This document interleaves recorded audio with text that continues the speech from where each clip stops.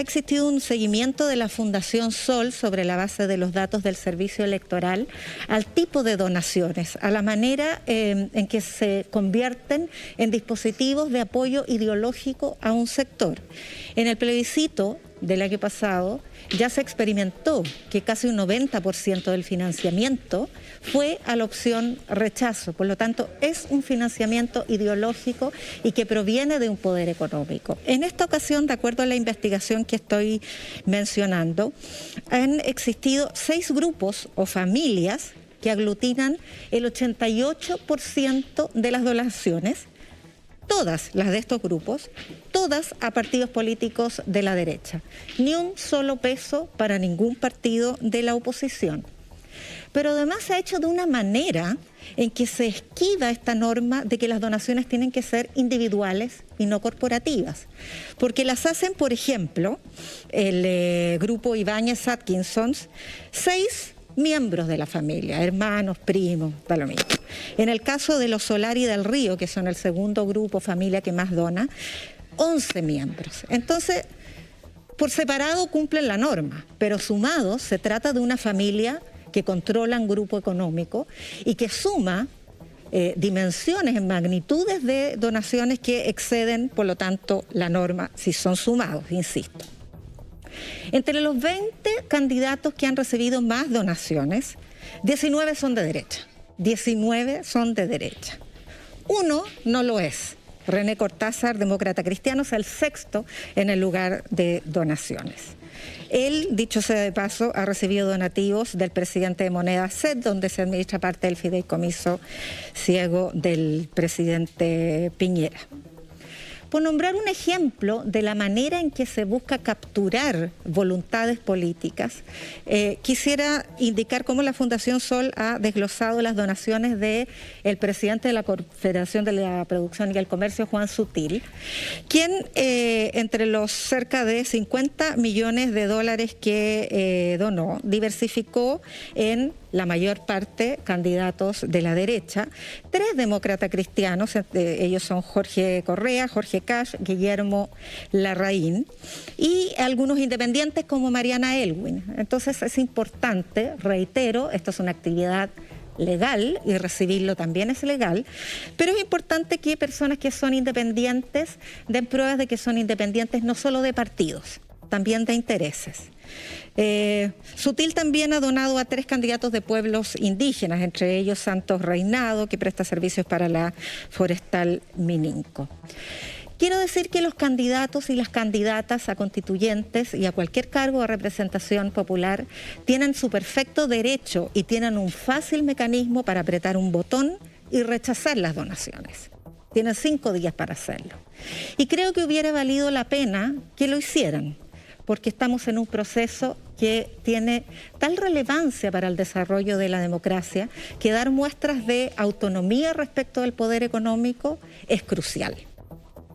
Esa es la mirada de Yasna sobre el financiamiento para las candidaturas. Yo creo que atendidos esos hechos, lo fundamental hoy es, durante los próximos días que quedan, para quienes no hayan ya tomado su convicción, es ir a buscar entre las candidaturas, no solo aquellas que sean más visibles, porque, por ejemplo, tienen mayor financiamiento, sino que aquellas que efectivamente representen parte de este impulso de cambio que cada una de nosotras expresó en la intención de ir a una convención constituyente. Mónica, ¿algún comentario sobre financiamiento? Es que yo creo que el tema es bastante más complejo, ¿no? Porque hay un financiamiento oculto que sigue rondando en la sociedad, que es el más millonario y es el más pernicioso y que está avalado por el Servicio de Impuestos Internos. ¿Y por qué digo esto? Porque en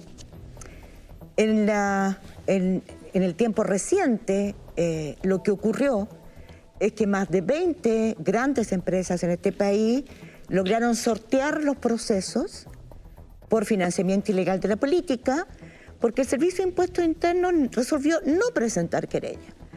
Es decir, aquí estamos frente a un tema que es muy complejo. ¿Cuál es ese tema para mí? El tema, un nudo que ahora que estamos hablando de mínimos comunes debiéramos enfrentarlo. Fíjense bien, para personas como el abogado Ricardo Escobar, que es el que diseñó esta teoría junto con el abogado Samuel Donoso, de que el financiamiento ilegal de la política no era delito, era un tema administrativo, porque siempre va a haber financiamiento de la política. Tiene que financiarla porque tiene que financiarse. De los privados para cooptar. Hay financiamiento público. Entonces, ¿qué es lo que hicieron? Ellos plantearon que esto era un tema de, como se dice, que es un fraude tributario, porque se hace a través de boletas, estudios que no se hacen. Todo es falso, pero se emiten boletas. Entonces son boletas ideológicamente falsas que me cargó porque finalmente es un delito. Son boletas truchas, son boletas que son delictivas. Entonces, el Servicio de Impuestos Internos lo que hace es cobrarle los impuestos que no pagó porque no se hizo. O sea, ese es un gasto que no se hizo, es un gasto que no corresponde, por lo tanto, tiene que pagar impuestos y las multas. Y lo hacen en un tribunal a puertas cerradas. Entonces nosotros los ciudadanos nunca nos enteramos de qué empresas, a qué candidatos, a quién les entregó plata y cuánto, cuál es el monto con el que financió ilegalmente la política. Yo creo que este momento en el que estamos es el momento en que tenemos que pensar que una de las cosas más importantes en estos mínimos comunes es que se está hablando de aumentar las facultades del Servicio de Impuestos Internos. Es que eso no puede volver a pasar. Es decir, el Servicio de Impuestos Internos no puede tener el monopolio de decidir a quién, contra quién se querella y qué es lo que hace. Porque eso es impunidad para el financiamiento político ilegal.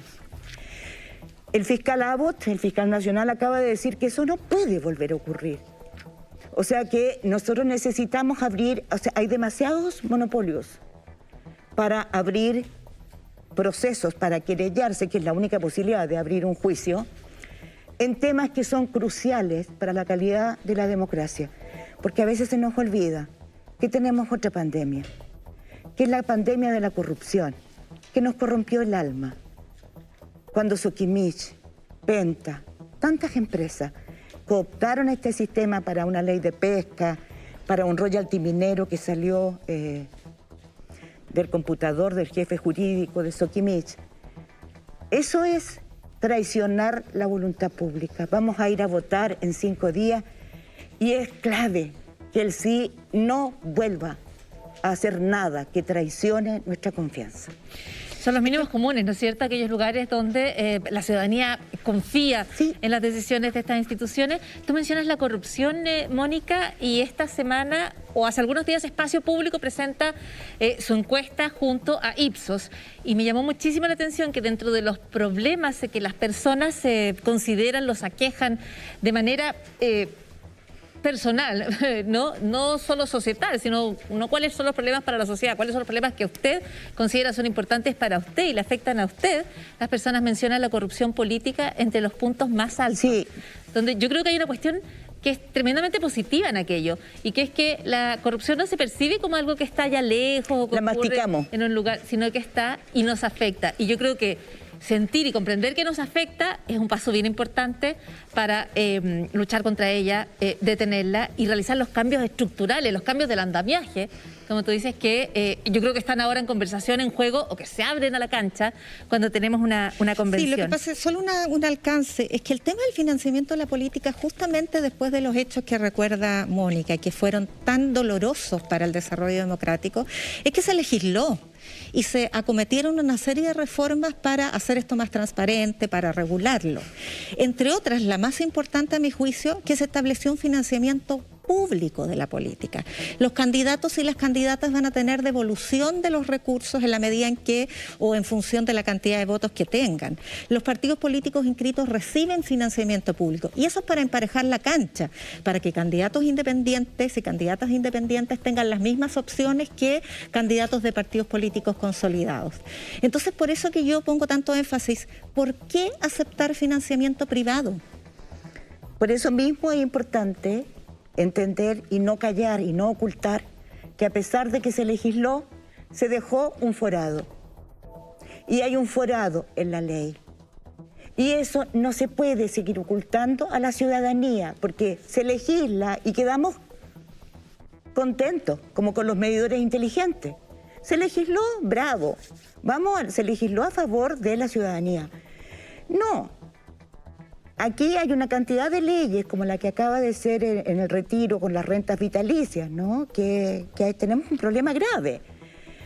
Entonces, hay leyes que salen del Congreso, y eso es importante, con un forado donde se anida, donde pone su huevito la corrupción. Y la corrupción es sistémica. Entonces, es importante que sigamos abriendo los ojos. Como tú decías, Paula, si la encuesta dice que la ciudadanía está consciente, bienvenido sea. Porque hasta hace poco tiempo no había conciencia de cómo se burlaba la confianza. Y sin confianza ciudadana en la política, en cómo se legisla, la democracia no funciona. Y es ella la que está en peligro, no solamente en Chile, en América Latina. ¿Por qué? Entre otras cosas, por una corrupción sistémica.